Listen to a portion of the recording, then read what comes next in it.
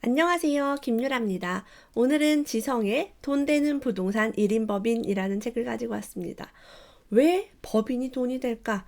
혹시 부동산 투자를 전업으로 하고 싶으신 분이 있다면, 정말 임대사업을 제대로 하고 싶으신 분이 있다면 이거를 한번 읽어보셨으면 좋겠어요.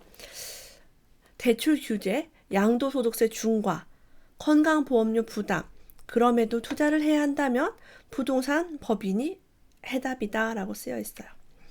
첫 번째, 양도세, 종합소득세 등 절세 효과가 큽니다. 둘째, 대출을 위한 명의의 제한이 적습니다. 세 번째, 투자 비용을 대부분 공제받을 수 있다. 네 번째, 건강보험료 부담이 줄어듭니다. 다섯 번째, 투자 초보자의 실패 리스크를 덜어줍니다 라고 되어 있습니다. 그냥 간단하게 얘기해서 부자들은 다 법인을 가지고 있어요. 다 무슨 주식회사 대표, 무슨 주식회사 대표예요.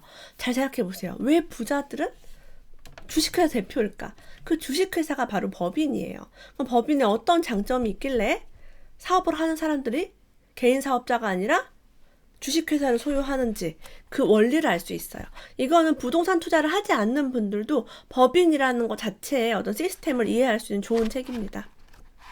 참고로 저는 저 아는 분이 이렇게 법인을 활용해서 돈을 좀 많이 버시는 분이 있었어요. 그래서 법인이 왜 이렇게 좋은데 왜 법인을 안 해요? 라고 얘기를 해서 2014년도에 저 같은 경우는 법인을 설립을 했습니다.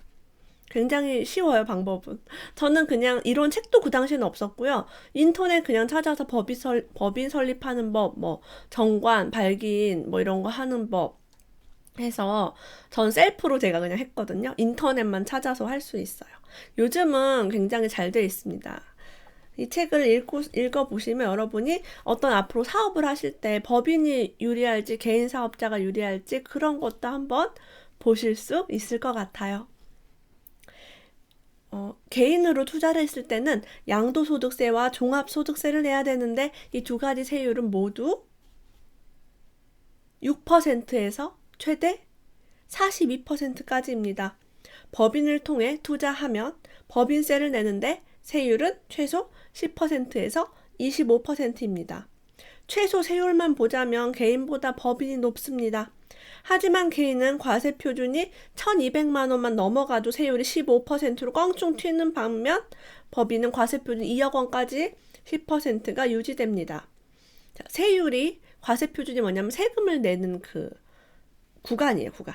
1,200만 원 넘어가면은 15% 내야 하는 거죠. 단 법인이 비사업용 토지나 주택을 매도할 때는 양도 차익에 대한 추가과세 10%를 내야 합니다. 무슨 말인지 모르겠다 할 수 있어요. 그냥 가볍게 듣고 넘어가시면 돼요. 저도 처음에 읽었을 때 무슨 말인지 모르고.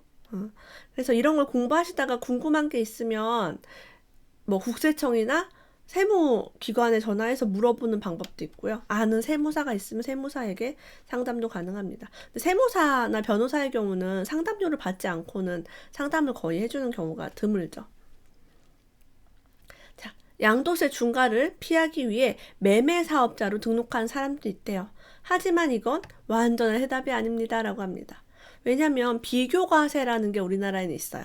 비교과세가 뭐냐면 그 사람에게 적용되는 과세의 방법이 두 가지가 있을 때 매매 사업자와 뭐 다주택자로 이렇게 할 수 있을 때는 그 두 가지 방법 중에 더 큰 방법으로 부과를 합니다. 양도세로 매길 수 있는 거죠. 종소세는 매매 사업자고 종합소득세는 매매 사업자고 양도세는 양도세예요. 그래서 이 두 가지 세금을 비교해서 더 큰 거를 매깁니다. 하지만 법인은 비교과세 영향을 받지 않아서 그냥 법인세만 내면 된다. 참 법인의 장점 중에 하나가 운영 경비를 많이 떨 수 있다라고 표현하죠. 제외할 수 있어요. 내가 번 돈에서 쓴 돈을 뺄 수 있다는 거죠. 그럼 필요 경비로 인정받을 수 있는 것이 무엇인지 한번 알아보겠습니다. 인건비죠. 인건비는 4대 보험료, 식대, 보상금, 상여금, 경조사비 이런 게 가능합니다. 사업장 임대료, 사무실이 아니라 일반 주택도 가능하고요. 사업자 등록을 완료한 후에 집주인으로부터 세금 계산서를 받으면 비용 처리도 가능합니다. 대표이사 소유의 주택에 법인이 임대하는 것도 가능합니다. 인테리어 비용, 도배, 장판, 싱크대, 페인트, 보일러, 조명, 화장실, 마루공사 다 가능합니다. 근데 제 경험으로는 인테리어 공사를 할 때 우리가 소위 말하는 그 일용직 많이 쓰잖아요. 인테리어 업체를 통해서 하면 이게 가능합니다. 근데 그런 일용직 분들은 현금으로 줘야 될 경우가 많아요. 청소하는 아주머니라든가 페인트 칠하고 도배 그냥 하시는 분은 인건비로 하기 때문에 그런 분들은 현금으로 줘야 되는 경우는 이제 이렇게 인테리어 비용 처리가 불가능하겠죠. 이런 것들은 다 여러분 명확하게 지출이 돼야 돼요. 계산서를 발급해야 합니다. 차량 유지비, 법인 리스 차량 이런 거 되게 많이 들어보셨죠? 인터넷에 법인 리스라고만 쳐도 어마어마하게 많은 정보가 나옵니다. 업무용 차량, 특히 법인 소유 업무용 차량은 차량 가격에서 연 800만 원까지 감가상각비로 인정도 받고요. 유류대, 보험료, 수리비, 주차요금, 통행료 이런 거 다 비용 인정이 됩니다. 그리고 운행 일지를 작성하면 공제받는 범위가 더 커져요. 진짜 이 사람이 이걸 이용해서 이제 회사 관련 사업을 했는지를 평가할 수 있는 거죠. 통신비는 전화요금, 인터넷, 팩스요금, 사무실에 사용하는 거, 그리고 휴대전화는 법인 명의는 통신비에 포함할 수 있다고 합니다. 요즘은 인증을 해야 되는 게 많아가지고 법인 명의로 가지고 다니면 불편할 것 같아요. 활동비라는 게 있어요. 이건 임직원이 업무를 수행할 때 지출되는 비용이라고 합니다. 교통비, 회의비, 통신비, 식비, 유류비, 출장비 같은 것들. 비품 구입비, 사무실에 필요한 물품을 구입하는 비용입니다. 이런 것들을 할 수 있고요. 기타는 거래처와 식사를 하거나 경조사비를 보내는 것도 접대비라는 명목으로 지출할 수 있어요. 축의금 여러분이 냈다. 그럼 청첩장을 첨부하셔야 돼요. 그냥 말로만 하면 안 되고. 20만 원까지 가능합니다. 한도가. 법인카드를 사용하는 것이 편리합니다. 왜냐하면 이런 것들을 다 영수증을 처리하면 너무너무 복잡하고 이제 복식부기를 해야 되기 때문에 귀찮아요. 저 같은 경우는 국세청에 법인카드를 등록을 해놓고 무조건 그 카드만 쓰고요. 무조건 송금 처리를 합니다. 그렇게 하지 않고 현금으로 쓰면은 이제 투명하지가 않고 저도 기억을 못하고 힘드니까. 홈택스에 법인카드 등록하는 페이지가 있어요. 만약 여러분이 개인 사업자라면 개인 사업자도 마찬가지예요. 개인 카드를 등록을 할 수 있습니다. 그럼 영수증을 모을 필요가 없어요. 굉장히 편하죠. 그리고 이제 지금 말하는 공제가 되는 비용이 구체적으로 무엇인지는 담당 세무사에게 문의하시는 게 가장 좋습니다. 법인은 복식부기라고 해서 다 이제 적어야 될 일이 어디 돈이 들어왔고 나갔고를 투명하게 해야 합니다. 그래서 세무사를 꼭 써야 해요. 안 써도 된다고는 아니에요. 복식부기를 스스로 할 수 있는 사람은 할 수 있지만 그게 힘든 사람은 세무사를 거의 다 쓰죠. 자, 법인이라는 걸로 투자를 하면 좋은 점. 주택수가 많아져도 여전히 나는 1주택자로 남을 수가 있다라고 합니다. 이게 법인의 가장 중요한 매력이래요. 우리가 집이 여러 채가 있으면 세금을 엄청나게 많이 내죠. 법인으로 9채를 하고요. 나머지 한 채를 내 집으로 하면은 나는 1주택자가 된대요. 10채를 모두 법인으로 하고 나는 집이 없다. 내 명의로는 없으면 나는 무주택자가 된다고 합니다. 이게 법이에요, 법. 자, 많은 사람들이 부동산 값이 떨어질 때 집을 사고 싶어요 라고 말을 합니다. 굉장히 대출 규제가 심하고 세금이 높아졌을 때 어느 시점이 되면 집값이 떨어질 수 있어요. 자, 집값이 떨어질 때, 부동산 가격이 떨어질 때 집을 살 수 있는 절호의 기회라고 합니다. 하지만 이런 때 좋은 물건이 많아지지만 명의가 없어서 집을 못 살 수 있어요. 왜냐면 대출이 하나도 안 나오면 집을 몇 억짜리 집을 어떻게 사요? 서민들이 살 수가 없죠. 그런데 지금 같은 때는 소득 증빙이 없으면 대출이 전혀 나오지 않습니다. 주부라면 본인 명의의 신용카드를 사용해야 하고 우리 나이 드신 부모님도 신용카드를 써서 소득 증빙을 해야 해요. 어르신들이 현금으로 쓰고 이러시는데 소득도 없고 카드 쓰는 내역이 없으면 소득 증빙이 어렵습니다. 법인을 설립해서 또 좋은 점은 전업주부였던 사람도 대표이사로서 급여를 받거나 이렇게 회사를 설립했기 때문에 월급을 받을 수 있는 거죠. 신용카드를 사용하지 않고도 소득증명이 생길 수 있다. 뭐 어디에 취업을 하는 개념입니다. 당연히 법인의 일을 해야겠죠. 근데 뭐 내가 설립해서 내가 대표로 있으면 당연히 월급을 받을 수 있어요. 그 모든 일처리를 내가 하니까요. 자, 부동산의 경우는요. 일반 매매의 경우는 잔금을 치는 물건 기준으로 해서 한 해에 모든 부동산들 매매한 건수가 합산 과세가 됩니다. 세금을 굉장히 많이 낼 수 있어요. 양도소득세율이 자꾸 올라갑니다. 금액이 커지면요. 그래서 이런 경우엔 12월 말에 파는 게 아니라 내년 1월로 넘기면 이제 그 해로 합산과세가 넘어가는 거죠. 그럼 세율이 다시 6%, 뭐 15%인가 이렇게 점점 올라가 24%, 35% 이렇게 올라갑니다.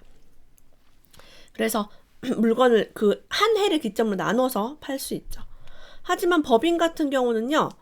양도소득세, 법인세 납부 결산일을 따로 정할 수 있대요. 개인은 무조건 1월 1일부터 12월 31일이에요. 근데 법인은 정할 수 있다. 정관을 통해서 회계연도를 정할 수 있다라고 합니다. 법인세는 단순히 매도 가격에서 매수 가격을 뺀 양도 차익이 아니라 법인 운영을 위해 사용한 모든 비용을 공제한 금액으로 공제한 후에 계산한다는 점이 좋습니다. 그래서 2억 이하로 순수익이 났을 때 10%, 2억 이상일 경우에는 20%라고 합니다. 자, 근데 국민주택 규모 이하만 투자를 해야 해요. 법인으로 투자할 때. 왜? 85제곱미터 이상을 투자를 하게 되면 부가가치세를 10%를 내야 해요. 건물에 대해서 부과가 됩니다. 그럼 10%면 어마어마한 돈이죠. 건물 가격이 뭐 3억이다. 그럼 3억에 10%면 3천만 원이에요. 그래서 부가가치세가 면제되는 국민주택 규모 이하의 면적으로 하자. 수도권 외에 읍, 면 지역은 100m 제곱 이하입니다. 전용 면적 기준이에요. 당연히 이제 부동산 투자 목적으로 이제 여러분이 법인을 설립할 수 있겠지만 기왕이면 최대한 다른 목적을 다 끼워 넣어도 상관이 없어요. 매매, 임대, 상가 분양, 건축, 뭐 컨설팅, 인테리어 등등 부동산과 관련된 것은 전부 다 넣을 수 있습니다.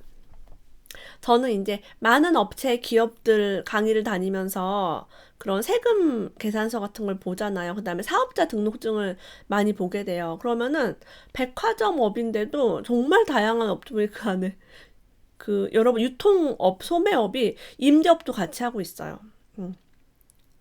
너무 신기하죠? 임대업을 하고 있어요. 백화점에 있는 그 안에 있는 많은 상가들은 임대를 실제로 하고 있죠. 그래서 여러분도 다양한 걸 집어넣으세요. 뭐 음식 장사만 하는 게 아니라 부동산 임대업을 넣을 수도 있습니다. 나중에 뭘 하게 될지 모르죠. 이거를 나중에 바꾸는데 돈이 많이 들어요. 다시 정관, 이사회, 회의록 이런 걸 서류를 또 다시 해가지고 하면은 되게 비쌉니다. 그러니까 처음 할 때부터 최대한 많이 하세요. 저 같은 경우는 법무사한테 상담을 받았는데요. 법인 설립할 때 그분이 샘플로 뭘 보여주셨는데 거기에 한 20가지 진짜 어마어마하게 많은 그런 사업 목적이 있었어요. 그래서 그걸 참고해서 저도 여러 가지를 최대한 넣었습니다. 자, 부동산을 증여할 때는 시세를 기준으로 증여세가 매겨져요. 하지만 아직 법인 자산이 저평가되어 있을 때 주식을 미리 증여해 둔다면 미래에 자녀가 돌려받게 될 실질적 금액은 더 커질 수 있습니다. 비상장주라고 합니다. 주식회사 설립을 했지만 상장을 하지 않았기 때문에 주식 가치를 잘 몰라요. 우리가 뭐 한 주에 100원 이렇게 할 수도 있고요. 뭐 한 주에 1,000원 할 수도 있어요.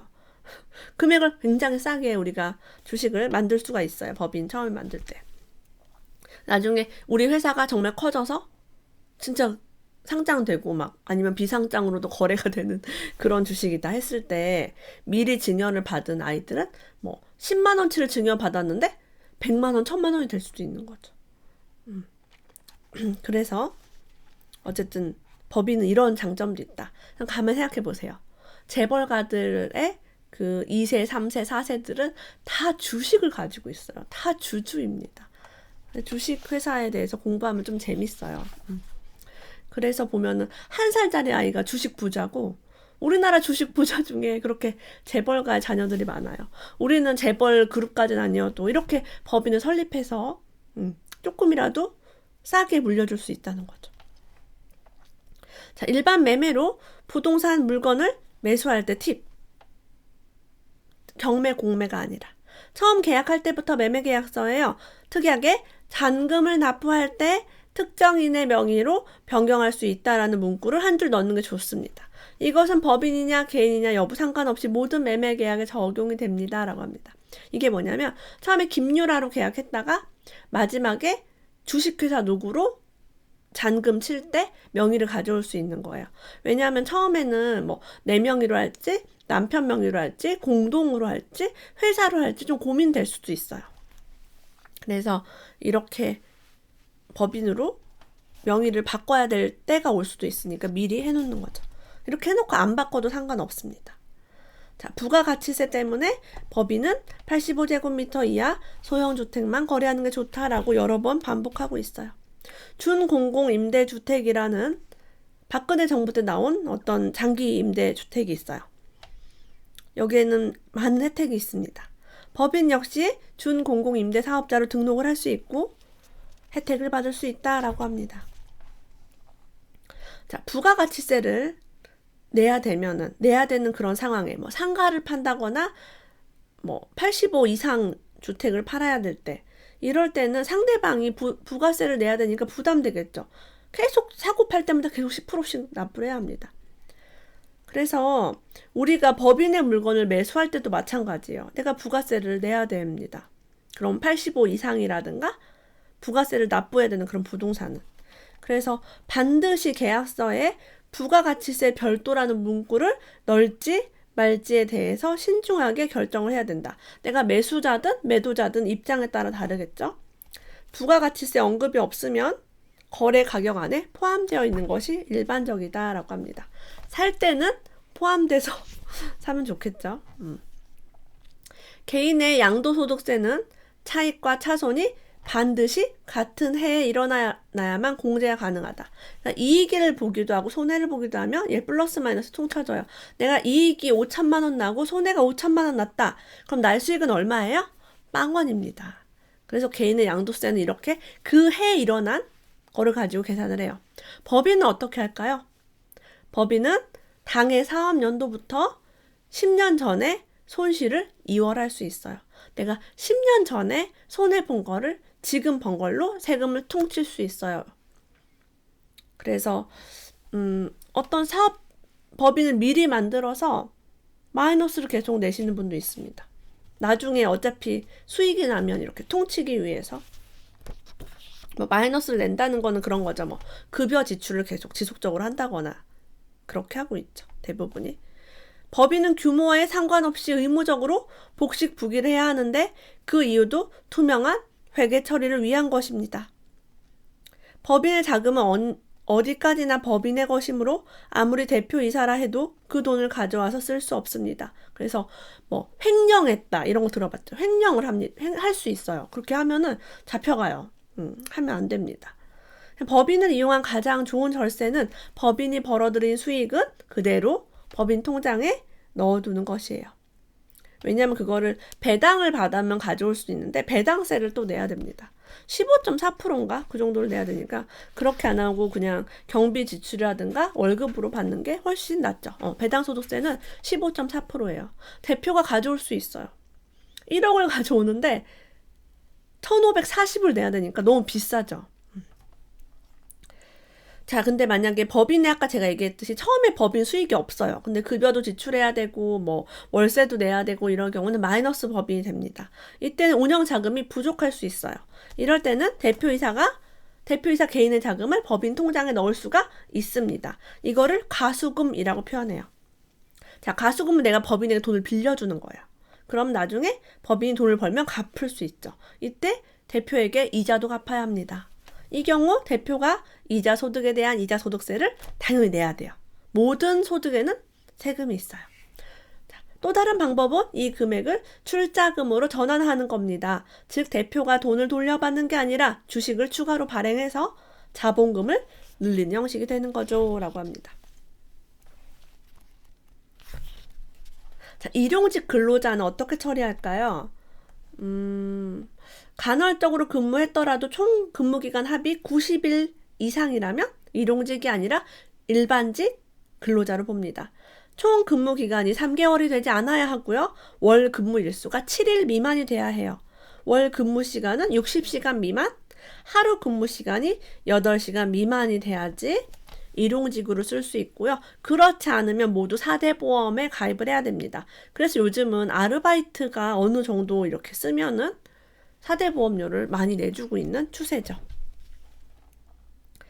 자, 우리가 접대비라고 밥을 먹거나 뭘 사례하거나 선물을 하거나 차를 마시거나 이런 거 다 접대비로 지출이 가능해요. 자, 근데 접대비 지출이 안 되는 경우가 인정이 안 되는 경우가 있으니까 주의해야 될 그런 걸 좀 알려드릴게요. 법정 공휴일 또는 휴무일 사용하는 것, 밤 12시가 넘은 심야 시간 사용, 같은 날짜와 같은 거래처를 반복해서 썼을 때, 개인적인 용도로 상품권을 반복해서 사용했을 때, 상품권을 선물해도 돼요. 근데 이걸 너무 많이 썼을 때, 국내 및 해외 면세점 사용, 개인이 이제 지출한 걸 본다는 거죠.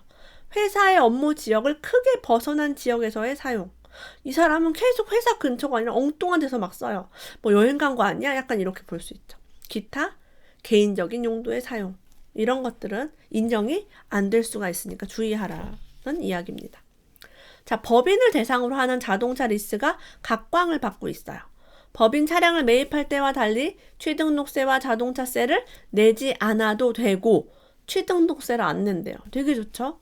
보험료를 비롯한 각종 비용을 한 번에 처리할 수 있어 편하기 때문입니다. 라고 되어 있어요. 이 차를 운행하는 데 드는 비용도 처리가 가능합니다. 대표이사의 차일 경우, 그러니까 법인 명의의 차일 경우에요. 어떤 분은요, 이 저자의 지인 중에 한 분은요, 지방 아파트만 20채 이상을 보유하고 있대요. 하지만 평소에 에버노트를 활용해서 모든 기록을 다 문서화해 놓는다고 합니다. 매매계약서, 임대차 계약서 등 중요한 서류는 전부 스캔을 해놓고 각종 영수증도 다 사진 찍어서 보관해두면 돼요. 근데 이분이 세무조사를 받은 적이 있어요. 세무서에서 이러저러한 자료를 소명하라는 통보가 오자 그분은 망설임 없이 그동안의 증빙 자료를 USB에 담아 보냈다고 합니다. 세무서에서도 할 말을 잃었겠지요. 딱히 잡아낼 만한 게 없으니까 나중에는 괜히 식대나 교통비가 왜 이렇게 많이 나오느냐며 지적했다고 합니다. 실제로 탈세를 한 것도 아니고 증빙도 제대로 갖추고 있다면 걱정할 필요가 전혀 없습니다. 네, 이렇게 여러분이 어떤 돈을 만지는 어떤 일을 하신다면 기록을 하는 게 굉장히 중요합니다. 영수증도 다 사진 찍어 놓고요. 투명하게. 이 책 얘기는 투명하게 뭐든지 하자라고 이야기하고 있어요. 자, 이분이 어떤 프로그래머를 알게 됐는데 국세청에서 탈세를 감시하는 프로그램을 만든다고 했대요. 웬만한 것은 이제 국세청에서 꿰뚫어 보게 될 거라고 합니다. 이거 너무 당연한 얘기라서 요즘 우리 모를 수 있는 자료는 없어요. 뭐 카톡, 문자, 신용카드, 통장 거래 내역 다 전산으로 볼 수 있는 시대입니다. 심지어는 해외에 나갔다 온 기록까지 다 전산화되어 있대요. 소득이 없거나 직장에 다닌 적도 없는 사람이 자꾸 해외를 나가거나 카드를 많이 쓰고 이러면 과세 당국에서는 저 사람 무슨 돈으로 저렇게 쓰지라고 의심을 해서 세무조사를 할 수도 있다고 합니다. 그래서 이제 이런 세금 문제까지 전체적으로 다룬 좋은 책이에요. 그래서 세금은 알면 알수록 돈을 버는데 유리합니다. 여러분이 부자가 될 것을 대비해서 나중에 엄청나게 많은 자산을 가질 것을 대비해서 미리 읽어두는 거 되게 좋아요. 오늘도 끝까지 함께 해주셔서 감사합니다. 다음에 더 좋은 책 가지고 찾아올게요. 다음에 또 만나요.